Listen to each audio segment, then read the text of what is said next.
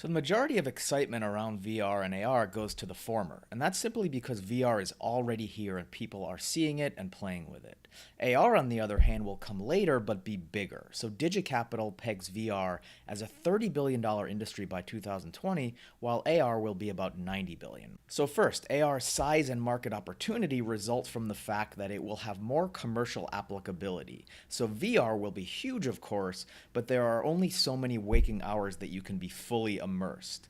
AR, conversely, is more practical for walking around in the real world, so it can theoretically be worn during all waking hours. So its share of consumers' time, which is a key metric in media delivery formats, is simply greater. Not to mention the commercially oriented use cases for walking around and getting informed about your surroundings. It brings a whole new dimension to localized advertising and retail and real estate, to name a few.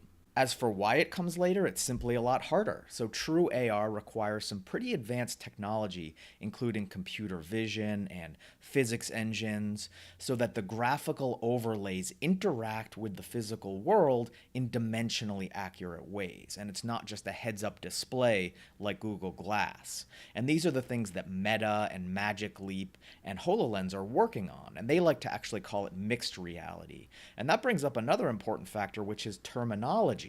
So there are a lot of heated debates out there about what is and isn't AR, and many purists are shouting to stop calling things like Pokemon Go and Snapchat 3D stickers AR because they don't possess the advanced interactions that I mentioned. As far as terminology goes, I'll admit that the purists aren't wrong, but their dissent is a bit misplaced. In truth, it doesn't really matter if Pokemon Go and Snapchat are true AR. The more important factor is that they're doing the technology a favor by acclimating the world to an AR-like interface, so that when true AR does arrive in earnest, it will be met with a more acclimated and receptive mainstream user base that has already gotten hooked on the gateway drug that is Pokemon Go.